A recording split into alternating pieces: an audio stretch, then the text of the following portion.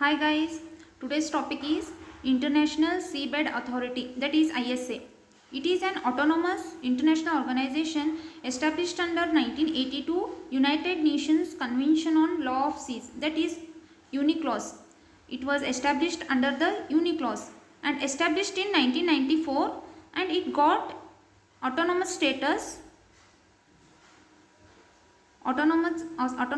in 1996, that too in June. Headquarters of ISA is in Kingston, Jamaica.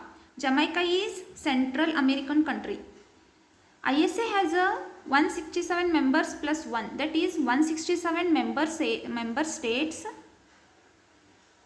and one is European Union. European Union is also a member of ISA. ISA has some functions. We will see those. That is, ISA regulate and manages all mineral related activities in the international seabed. International seabed is beyond the limits of national jurisdiction. We will see some things about international seabed. International seabed. It is an area which refers to the ocean floor which is beyond the national jurisdiction. Here national jurisdiction means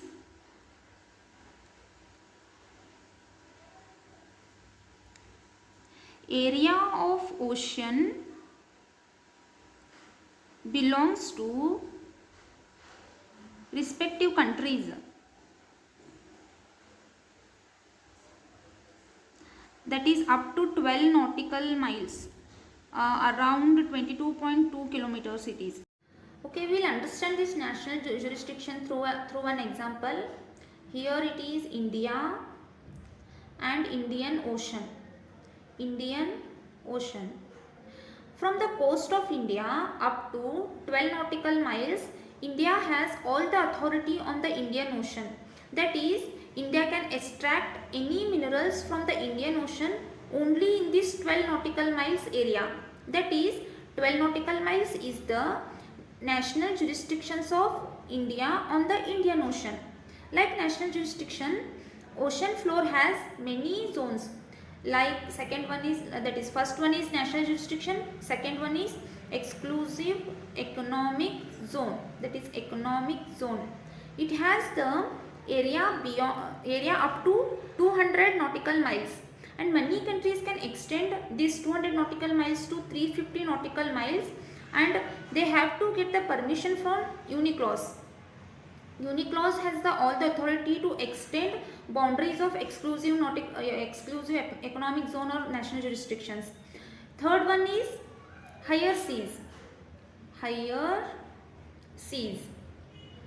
And this higher seas has the area beyond the 200 nautical miles, that is beyond the exclusive economic zone, and no country has any authority on the higher seas. That is, no country has any authorities on the higher seas.